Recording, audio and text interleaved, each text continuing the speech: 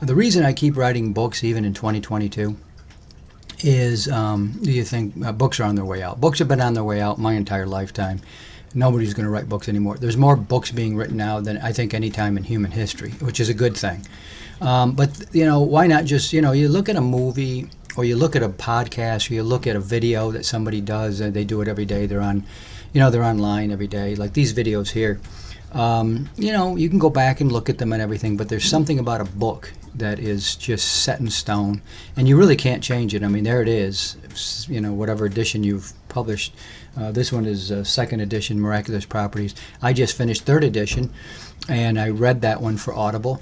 So that's on there. But, everything is, whether it's an Audible book or whether it is, just a written book, there's something that's set in stone, especially on the written version. And I'm a writer. I was born to write. I was writing poetry at 15 years old. I really just found myself and, found what I wanted to do. I always wanted to be a writer. I lived in Paris in 1981 for like 8 months, so because I wanted to be a writer like Ernest Hemingway, one of my favorite writers. I'm going to do some videos on who I like and which writers I like the most and why. But my favorite is Stephen Crane, and I didn't discover him until I was around 27, 28. You read Red Badge of Courage in school. I don't think they even make you do that anymore. We're going to lose Stephen Crane. Stephen Crane is the greatest American writer, period. And there's always arguments about who's the greatest. Mark Twain, not one of my favorite writers, but Ernest Hemingway, I liked his style. As far as him personally, believe me, the guy was a mess. And but Stephen Crane, fascinating guy, and there's a couple of good biographies out there about Stephen Crane. But he's an amazing writer, and I think he's our best writer. All these other guys in the 20th century copied him. James Joyce, Hemingway, and they never mentioned him because he was just so powerful. So.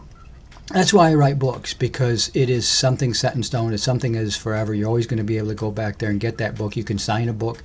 There's all sorts of signed copies of my books out there that I've done over the years. I signed a whole bunch of each one of my books that I have written. It's very difficult, by the way, to write fiction. Fiction is like really the hardest thing in the world. That's one of the reasons I love doing it. But it's so hard to write fiction because you can tell a story, and that kind of fiction, like... whatever you want to call it, Harry Potter or any Dan Brown's books. I mean, they just write those things and put them out there. I think the Perry Mason books, there were like one draft. He just wrote it and then published it. It wasn't even, I go over my work, like in fiction, I'll go over it 30, 40, 50 times each story, whatever I've written. So I'm very, very careful about it because the jus mot, the right word, always being in the right place. So that's why I continue to write books.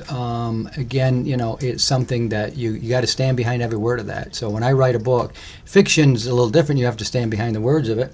But when you write a book that's nonfiction, like these here, Kieran the Mirror, all that, I got to stand behind every word of that. Somebody can come here in 30 years and go, hey, you wrote this. And I go, say, well, you know what? I'm wrong now. I didn't know this much then. Or I was just, we found out new information. Or I'm still right, and I still think I'm right. People have made me defend the fact that I put in Miraculous Properties ionized water, that ionized water is found everywhere in nature.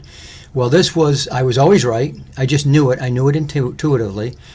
And, then we had a guy like Gerald Pollack. Dr. Pollack came out, wrote Fourth Phase of Water, and then he said, look, that proved I was right.